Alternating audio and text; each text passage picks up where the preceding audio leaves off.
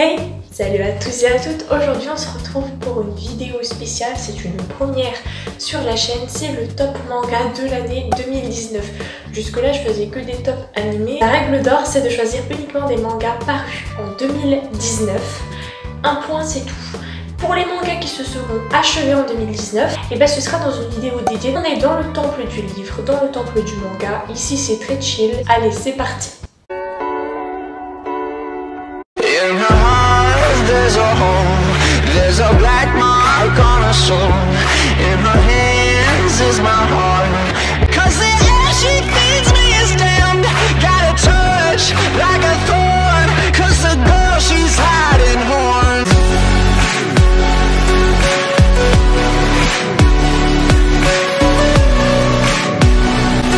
She got two little horns and give me a little. La dernière place. Mais ça ne veut pas dire que je ne l'ai pas aimé, c'est juste que je me suis contentée de vous choisir que 20 mangas sur toute la flopée qui a pullulé cette année, et que celui-là, bah, je l'ai classé à la fin, mais il est vachement trop bien. C'est Monster Kinématographe. One shot, grand format des éditions Black Box. Il parle de Mamiya et de son gros problème dans la vie. Alors vous allez me dire, tout le monde a des problèmes, mais elle, il est vachement spécial. C'est que quand elle reçoit des émotions fortes, par exemple, elle tombe amoureuse, elle se transforme en kaiju. Oh bah c'est génial, hein. Tu vois ton Jules et là tu te transformes en monstre super hideux qui détruit tout sur ton passage. Et donc du coup bah le but de ce one shot ça va être de la suivre, voir comment elle va essayer de pallier ce problème. Et comme on dit, on combat le feu par le feu, elle va rentrer dans le monde du cinéma et du coup bah elle va devoir se transformer assez souvent. C'est un manga que j'ai vachement apprécié. Je crois que c'est un grand format donc il est un peu cher. Un two-shot de la maison Boys Love DDP peut plaire à tout le monde parce qu'il va parler de harcèlement. C'est Smells Like Teen Green Spirit si je ne me trompe pas. Donc là par contre je pourrais vous parler que du premier tome parce que je n'ai pas lu le second tome pour l'instant. Mais le plot de départ m'avait absolument bien plu. Et il s'agit donc de l'histoire d'un jeune homme, je ne sais plus du tout son prénom, mais qui se fait harceler à l'école parce qu'il a l'air pédé. Et effectivement il l'est. Ma phrase est mal tournée. Ce n'est pas bien d'harceler les gens, quels qu'ils soient. Hein. Se défendre par contre c'est très important, mais harceler quelqu'un parce qu'il est de telle religion, parce qu'il a quelque chose sur le visage qui ne te plaît pas, ou parce qu'il n'a pas la même orientation que toi, ça ne se fait pas, c'est pas bien du tout. Voilà comment elle passe subtilement un message très important avec la grâce d'un rhinocéros en route. Et lui ne se défend pas parce que justement la cause de son harcèlement c'est il a l'air pédé, et comme il l'est vraiment il se dit bah je vais pas me défendre puisque je le suis. Voilà, psychologie un petit peu complexe. Bref, il n'y a que le soir qui se sent dans sa peau parce qu'il peut se travestir, il peut sortir, etc. Et un jour, sur le toit, il rencontre le chef de la bande qui le tyrannise en train d'essayer un rouge à lèvres. Et c'est là que leur relation va commencer. Et je trouvais que le premier tome était magnifique et bien écrit. De toute façon, si c'était pas le cas, il serait pas dans mon top manga de l'année 2019. S'il y a un manga de chez Meian qui est Balthazar, la guerre dans le sang, j'allais dire la guerre du sang. J'ai eu un petit bug dans mon cerveau. Mais là, je vais pas m'étaler plus que ça parce que c'est un manga que j'ai pu lire chez mon meilleur ami, mais je ne le possède pas puisque normalement je suis censée le recevoir. Donc j'attends avec beaucoup d'impatience le colis, comme ça je vais me le farcir parce que bah puisque je le mets dans ce compte là, c'est que le tome 1 que j'ai lu il est exceptionnel et je vous en reparlerai en détail puisqu'une vidéo spéciale Maison Meian elle est prévue. Et si c'est pas déjà fait, j'ai déjà fait une vidéo sur 2 de leurs mangas qui ont aussi une adaptation animée, je sais pas où ça paraîtra.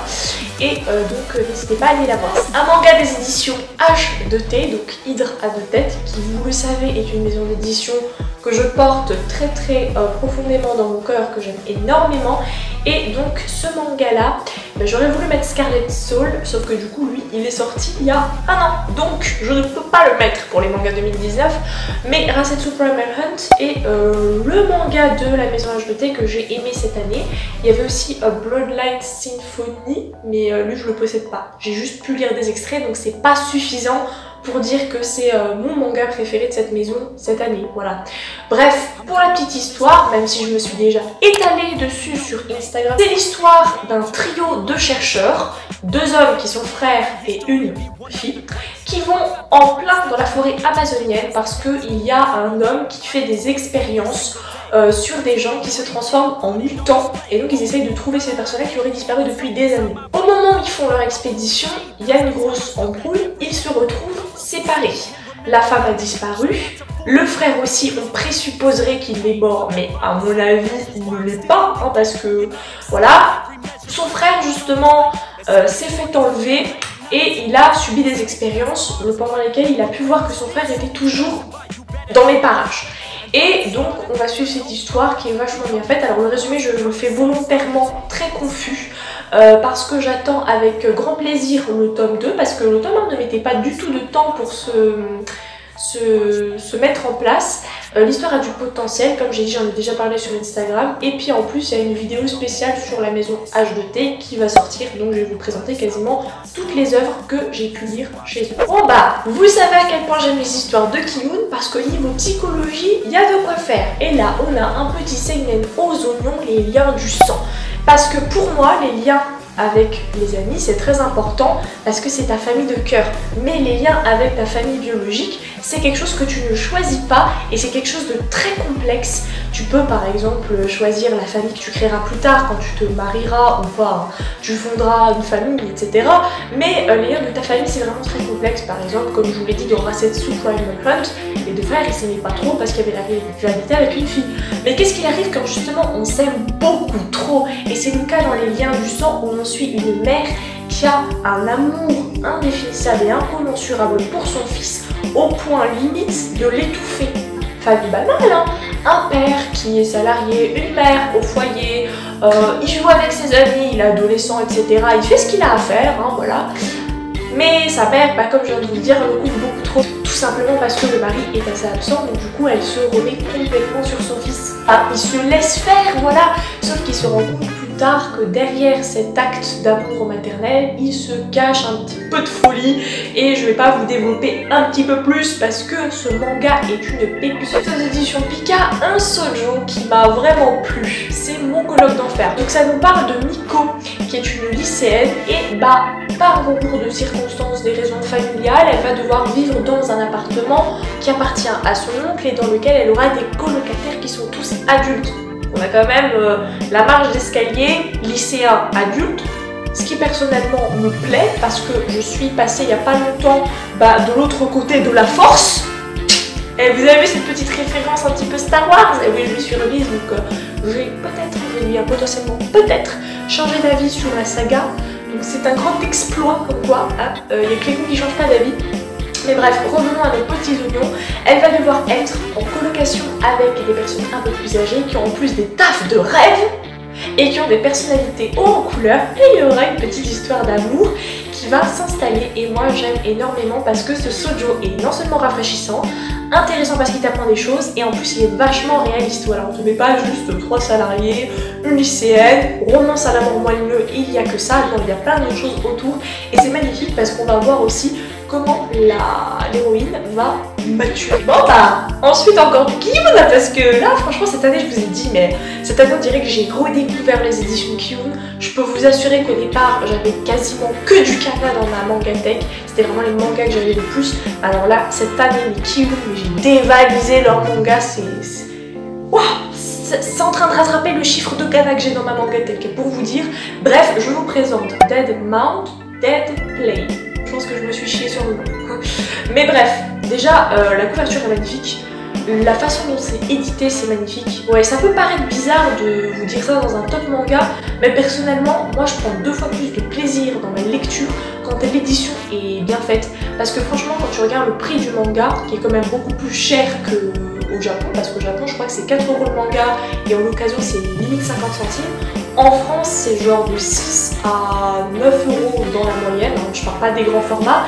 Et l'occasion, bah souvent, c'est genre de 2 à 5 €. Et donc, c'est bien par rapport à d'autres pays, par exemple en Amérique, c'est 12 ou 13 € en neuf, donc c'est vachement très cher. Mais c'est vrai que t'en as pour ton argent quand ton manga est épais ou quand par exemple l'édition est belle et franchement la couverture elle est magnifique. Donc voilà, je pense personnellement que Ki-hoon et H2T ce sont les 2 maisons qui éditent au niveau esthétique le mieux leur manga, je trouve. Donc dans ce manga là, je vous en avais déjà parlé dans un What's New, je sais plus du tout lequel. Bref, ça parle du monde qui est au bord de l'abîme, avec notamment le maître des corps qui est un démon nécromancien qui va se retrouver malheureusement catapulté dans notre monde à nous, terrien sans magie, mais il me semble qu'il a perdu, je crois, sa mémoire. Voilà, donc il devait sauver son monde et se retrouve amnésique dans le nôtre avec une fille qui le poursuit pour le tuer. Écoute, est-ce que cette lecture va t'enjailler? Totalement. Et oui, en fait, je viens de me rendre compte que j'ai mal cadré ma caméra, mais j'ai effectivement bien un t-shirt Sailor Moon, voilà. Et je suis très fière de mon petit t-shirt, parce que Sailor Moon, c'est ma vie. Ensuite, on passe à un shoujo, parce que je vous ai dit, j'avais ma période de 13 à 14 ans, et là, je suis retournée à fond dedans, qui a eu une adaptation animée, donc c'est Gakuen no Juliet, et le manga est chez Pika, Romeo and Juliet, et c'est un coup de cœur parce que je me souviens que l'année où l'anime était sorti, je me tapais des barres. Je crois même que dans un webtoon complètement dégueulasse avec une caméra où il faisait chaud, ça grésillait de partout, je vous en avais parlé en long, en large, en travers, mais ce manga est exceptionnel, ça va te prendre le mythe Romeo et Juliette, mais te le tourner en slice of life japonais complètement barré, je te dis pas, et en plus les couvertures sont belles, elles font plaisir et en plus, particularité, il y a une continuité. Parce qu'on va te mettre chaque personnage féminin sur ta couverture, mais tu vas voir au fil du temps l'évolution par rapport à des personnages qui sont plus ou moins importants et par rapport aussi à des situations qui vont arriver à tes personnages. Donc, c'est pas que tu vas te faire spoiler la fin de l'histoire si tu regardes toutes les couvertures, mais tu vas te douter un petit peu de la direction que ça va prendre. Donc tu es au sein d'une académie où tu as deux groupes. Je crois que c'est Black Doggy, parce que moi j'ai encore le nom de l'anime en tête, qui est dirigé par Romeo, et White Cat, donc les chats blancs, qui est dirigé par Juliette. Et bref, ils se font la guerre H24. Le problème, c'est qu'en vérité, secrètement, Romeo est amoureux de Juliette et que, par la force des choses, ils vont finir par se côtoyer et s'aimer, genre entamer une relation secrète. Évidemment qui va pas rester trop longtemps parce que le cercle d'amis va s'en mêler et c'était vachement drôle, il n'y a que des gags. Faudra qu'un coup je vous fasse des petits... je vous poste mes petits screens que j'avais fait de l'animé sur internet parce que c'est un délice. C'est pas très long en vrai pour une série comparée à certaines qui en ont 30 ou 92. What ça mon dieu. Qu'est-ce qui m'a pris de m'embarquer là-dedans? Mais quand on aime, on ne compte pas. C'est le facteur temps mon problème quand même. Je suis sûre que quand j'aurai tous les tomes de One Piece, j'aurai déjà les dents qui tomberont. Parce que comme on n'a pas assez parlé de Shoujo, il y en a quand même eu un qui m'a un petit peu plus fait lover que Romeo plus Juliette, et c'est un chez Kana dont je vous ai déjà parlé dans ma dernière vidéo haul, il n'y en a pas 10 000 sur ma chaîne, et c'est donc Jardin Secret, et bah là, allez voir ma vidéo haul. Ensuite, un manga de la collection Pika Graphics, donc vous savez c'est les grands formats avec la reliure jaune. Ils me font tellement envie. Parce que oui, ma bibliothèque a investi dans Poison. Ouais, bah j'étais choquée moi aussi, mais très heureuse. Donc j'ai pu le lire et j'ai adoré. Donc c'est l'histoire d'une petite fille qui s'appelle Lily et qui habite avec un membre de sa famille dans un village pauvre de Chine, et sa grand-mère ne peut pas trop subvenir à leurs besoins. Elle est victime aussi de harcèlement, je vous ai dit, chez moi dans les mangas le harcèlement c'est un thème très prégnant, ça me touche. Et donc du coup, en fait elle a pas d'aide, elle peut pas se plaindre, etc. Elle est rejetée par tout le monde, sauf une personne, une fille, mais elle est assez brutale, et comme on vous dit les mauvaises entre guillemets fréquentations, et elle est associée à elle, et donc on la tient responsable de ses bêtises. Et donc pour se sortir de là, parce qu'elle a vraiment aucune chance, cette gosse, on n'y laisse aucune chance, et elle va prendre une décision très tragique et très radicale. Et cette histoire, ce manga, c'est tellement plus que la narration d'un drame en fait. Et clairement j'ai adoré, déjà la couverture elle est belle. Ça aborde plein de thèmes, non seulement c'est inspiré d'une histoire réelle, mais ça te montre la condition de vie qui est encore actuelle, parce qu'on sait qu'il y a quelques milliers ruraux de Chine qui sont encore enclavés. Nous on voit pas forcément aux infos, mais c'est une réalité qui perdure. On voit qu'il y a certains parents, ça existe, qui délaissent leurs enfants, qui s'en foutent royalement. On voit aussi que quand le système te rejette, tu cherches à tout prix à attirer l'attention, et souvent c'est en faisant des choses négatives. Si tu fais que des choses bien, les gens ils vont dire ouais ok d'accord, mais si tu fais quelque chose de grave on va te pointer du doigt, peut-être pas de la meilleure façon, peut-être que tu vas être tristement célèbre, mais c'est le seul moyen de te faire entendre. Par exemple les gilets jaunes, je ne cautionne pas certains ou autres manifestants, je ne cautionne pas la brutalité, la violence, etc. Mais c'est vrai que quand tu milites normalement les gens s'en foutent, alors que quand tu vas te mettre à casser, etc. c'est là qu'on va braquer des caméras sur toi pour entendre tes revendications, et c'est quand même triste de devoir arriver à ce point là pour faire entendre ta voix. Et ce manga le démontre très bien subtilement. La lecture était vraiment divine. Encore un petit soleil de Kyun, et pas n'importe lequel, par le bon Kei Sanbe. Et oui, donc l'auteur de Erase, qui est quand même une de mes sagas coup de cœur ever, vraiment. Parmi tous les mangas, c'est une de mes sagas coup de cœur.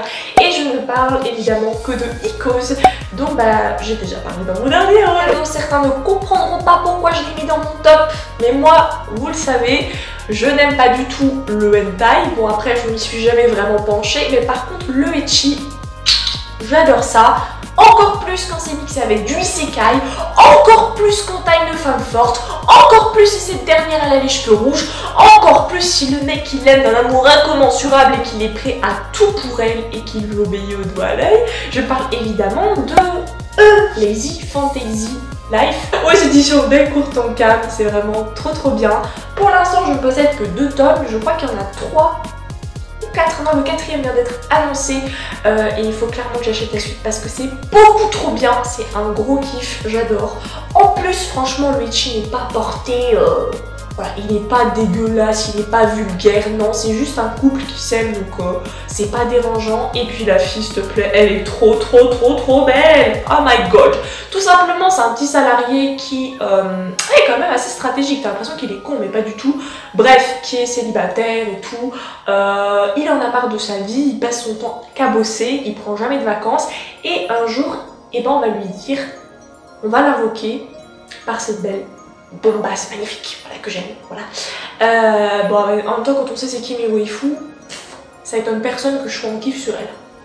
Bref, tout ça pour vous dire qu'elle va l'invoquer, va lui dire est-ce que tu peux devenir mon mari, promis, t'auras rien à faire, t'auras la vie de rêve, voilà, tout ce que tu dois faire c'est m'épouser. Tranquille. Moi je dirige le royaume, toi tu t'emmerdes pas, d'où le titre, hein, tu peux être lazy, tu peux être flemmard tant que tu veux. Et le mec, bah sinon il n'y aura pas de manga, je vous l'ai déjà dit 10 000 fois sur Instagram, sur YouTube, etc.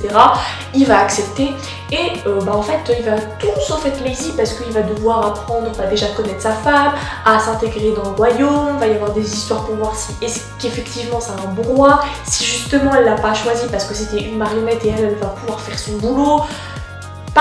Parfait, subtil, divertissant, pas gnangnan, parfait. Chez Pika, oui, il y a beaucoup de seinen quand même dans mes préférences, en même temps c'est un genre que j'aime énormément. C'est Génocidal Organe, mais je ne vais pas trop vous en parler, tout simplement pour la bonne raison qu'il a un lien avec Project Harmony, qui est un de mes mangas aussi favoris. Il y a d'ailleurs un film d'animation, pareil, ne vous inquiétez pas, les films d'animation, je reviens avec, je ne vous oublie pas du tout. Et je surkiffé ce manga, voilà, j'ai pas pu mettre Harmony même s'il est sorti cette année aussi, j'ai mis Génocidal parce que Génocidal, je dois l'avouer que Harmony je l'aime d'amour, mais Génocidal est beaucoup mieux écrit, voilà, dans la réalisation, et c'est pour ça que je l'ai mis. Alors pourtant quand je vais devoir vous en citer un dans mes préférés, je dirais Harmony, mais pour cette année 2019, celui qui a été le mieux écrit, c'est Génocidal. Non mais la Pika, expliquez-moi qu'est-ce que vous nous faites cette année, hein.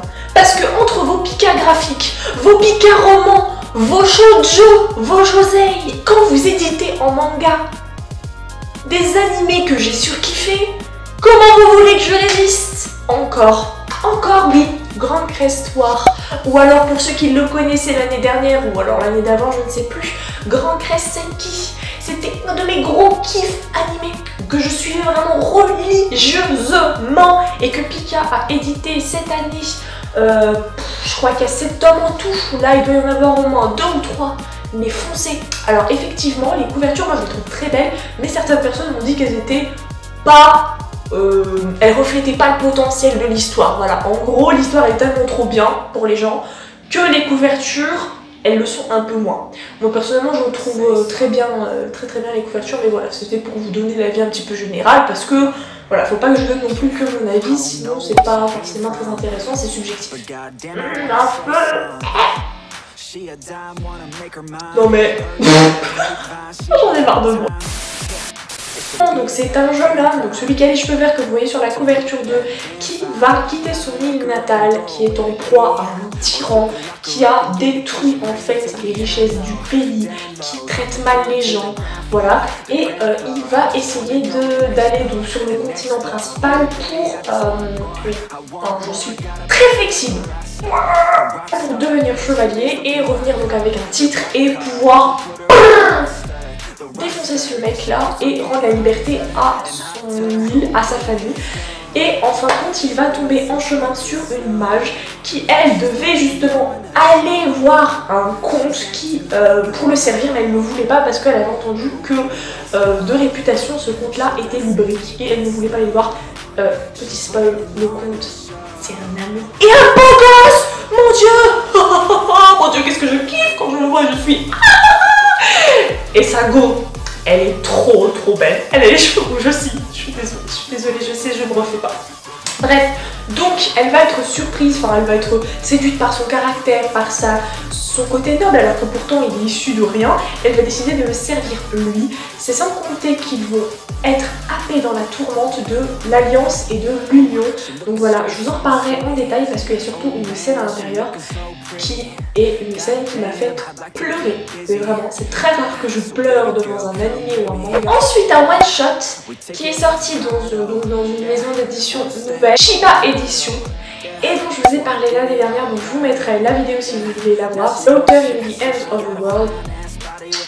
La couverture par d'elle-même, je pense, un chef-d'œuvre. Mais allez voir la vidéo parce qu'en fait, vous faire un résumé ne servira à rien. Ma vidéo est vachement complexe. Et j'ai mis du Oteto. Et là, je pense que vous en doutez, c'est le Irregular at Magic School. Là aussi, je pense que vous savez pourquoi. Parce que l'animé, je l'ai adoré. Mais s'il vous plaît, je veux un grand frère pareil. Je suis sûre que si j'avais un grand frère pareil, je me voudrais pécho. Je sais, c'est pas bien, mais moi, j'aurais fait pareil. Il est tellement trop bien ce perso. Alors par contre, je sais pas comment ils vont se dépatouiller dans l'édition parce que j'ai vu qu'il était fini en 4 tomes, donc là il me semble que c'est que le premier arc qui s'appelle Enrollment, et à mon avis ce sera comme Re:Zero, comme Mesao, il y aura plusieurs arcs qui seront également édités chez Ototo et peut-être même un light novel qui sera peut-être édité chez Offelby. Voilà, donc je vais vous raconter l'histoire tout simplement. C'est, alors on pourrait croire que c'est des jumeaux mais pas du tout, c'est juste qu'ils sont là avec on va dire 9 mois de différence à peu près, et donc du coup c'est un grand frère et sa sœur qui vont entrer dans une académie magique. Le problème c'est que la sœur elle est purée de badassement douée en magie et le frère lui à côté mais c'est un humain lambda. Par contre il est super doué en sport de combat et tout, genre c'est un peu un Izukuku malgré le fait qu'on lui le pointe du doigt parce que lui il est banal tu vois, et sa sœur elle est adulée parce que voilà elle est super forte, et lui veut vivre une scolarité normale, mais c'est sans compter tous les complots, toutes les menaces qui vont venir gangréner l'académie, et forcément lui il va agir. Et il y a plein, en vrai, tous les personnages, même les personnages secondaires sont vraiment très bien. Mais lui, c'est vraiment le meilleur. Mon cœur bat la chamade, c'est un de mes Usbento. Est-ce que j'ai besoin de vous dire c'est quoi Demon Slayer? Je pense que vous le connaissez déjà, ce manga, Les Rôdeurs de la Nuit.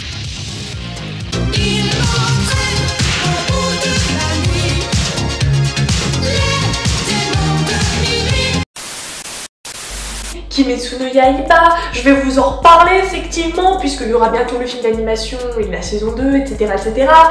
Mais oui, effectivement, il est dans mon top assez haut. Le manga m'a tapé dans l'œil, surtout que moi je le connaissais à l'époque où il était édité chez Panini sous le nom de Les Rôdeurs de la Nuit. Ok, donc ici Zenitsu parce que vous savez c'est mon bébé, mais en fait je les aime tous, hein. Inosuke, Zenitsu, tout le monde. Je les aime, voilà, avec son signe distinctif. On a également Nezuko-chan avec son signe distinctif. Et bien là on rentre dans mon top 3. Médaille de bronze, médaille d'argent, médaille d'or. Alors oui c'est vrai, j'en parle pas beaucoup. Hell's Paradise qui est paru aux éditions Kazé et qui est vachement trop bien. Par contre j'ai pour l'instant que le premier tome parce que en fait, s'il vous plaît Kazé, la prochaine fois ce sera quoi? Ce sera Lidl? Ce sera Stockomanie? Ce sera Aldi? Que à chaque fois ils font des couvertures collector d'âmes, elles sont tellement belles, mais genre le dernier placement c'était Leclerc, what? Donc du coup bah ouais, moi j'ai pas de Leclerc près de chez moi, donc je vais demander à quelqu'un qui a un Leclerc de m'acheter et après hop, il me le ramène. Mais bref, à chaque tome qu'ils éditent, ils font une couverture normale et une couverture collector, entre guillemets si je peux appeler ça comme ça, dans un magasin différent, donc pour faire des exclus. C'est bien pensé parce que du coup ça permet à certains magasins d'être mis en avant, voilà, de booster les ventes sur ces magasins-là. Mais par contre c'est vrai que moi j'ai pas de Leclerc chez moi, donc un petit peu entubée.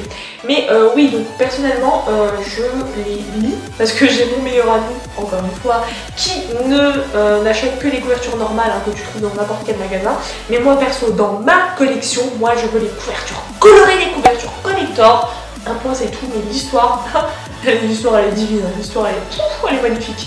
Oh mon dieu. Qu'est-ce que c'est bien pensé, je vous ai dit déjà, j'adore les huis clos, j'adore les samouraïs, j'adore les histoires de vengeance, les histoires de... En fait, le mec il a fini en prison, mais il est pas si démoniaque et méchant que ça, quoi. Gabi Maru, un shinobi, va être capturé et donc il a croupi en prison. Mais on lui dit, tu seras libéré. Attention, nous sommes chez des humains, les humains sont toujours en fait, c'est jamais désintéressé. Genre, je te fais un truc, tu me fais un truc. Un peu comme dans Tsugumi Project, chez Kimun, qui est une pépite. Mais voilà, il fallait que je choisisse que un manga, donc j'ai choisi un manga. Donc, il coupe en prison, il n'espère que la mort vienne le chercher, c'est tout ce qu'il espère, jusqu'au jour où une magnifique sabreuse arrive. Voilà, je vais vous épargner les détails, de famille dans son sang, dans les générations, dans ses ancêtres, voilà. Ils sont coupeurs de tête, mais professionnels, et elle va se battre contre lui. Il en réchappe de peu parce qu'elle est vraiment excellente, et pourtant lui c'est un grand shinobi, quoi, il est super puissant. Et du coup, en échange de la vie sauve, elle lui dit bah t'iras sur une île me récupérer un élixir d'immortalité. Le problème c'est que toutes les personnes qui sont allées sur cette île et ont tenté de trouver cet élixir ne sont jamais revenues, enfin si, sous forme de fleurs. Maintenant que je vous ai bien teasé, allez l'acheter. Ensuite un manga Kana qui était le thriller, ce petit R, vous avez vu. Le thriller de l'été c'est Time's Shadow, pareil j'en ai parlé dans l'ancien haul. Magnifique, je suis en retard, je n'ai que le tome 1, mais qu'est-ce qu'elles sont belles les couvertures! Et je n'arrête pas de me faire spoiler autour de moi, j'en ai marre, je veux avoir la suite! Et là vous vous demandez quel est mon manga favori de l'année 2019? Et bah mes cocos, je vais vous le dire. C'est un animé qui m'avait traumatisé l'année dernière quand j'avais commencé à faire des reviews sur YouTube avant de me rendre compte que ce serait beaucoup trop chiant et que ce serait beaucoup mieux de le faire sur Twitter parce que ce serait déjà directement après la sortie de l'animé. Ce n'est autre que Goblin Slayer. Tout le monde peut se rappeler de mon cri là dans la vidéo? Ah ouais, mais qu'est-ce que c'est une pépite! Et là en janvier sort la saison 2. Eh, s'il vous plaît, l'opening 1 de la saison 1.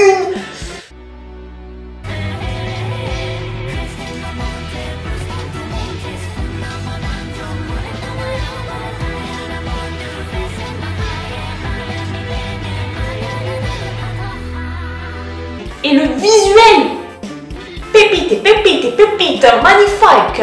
Pour le manga, c'est édité aux éditions Kurokawa. Donc il y a évidemment la série Goblin Slayer normale, que je ne possède absolument pas, mais que je lui grâce encore une fois à mon meilleur ami. Ah mais s'il n'était pas là, je sais pas comment je ferais. Mais mon manga de l'année, c'est Goblin. J'en ai marre comment je suis en train de clasher les mangas que j'aime. Tiens, ça pourrait être une des vidéos. Goblin Slayer Year One, donc c'est un préquel si je ne dis pas de bêtises où on t'explique comment le Goblin Slayer est devenu justement le dépeceur de gobelins quoi. Voilà, tout simplement, voilà, je vais pas vous spoiler en fait parce qu'on le dit dans l'animé assez tôt mais là on voit vraiment ce qui se passe. Comment sa famille a été attaquée, pourquoi il est devenu si ça, qu'est-ce qu'il a rencontré. De toute façon j'ai mis Marushi standard d'infos, il y a Goblin Slayer dedans, voilà. Est-ce que c'est un purée de coup de cœur. J'espère que la vidéo vous a plu, tu connais les bails. Ciao.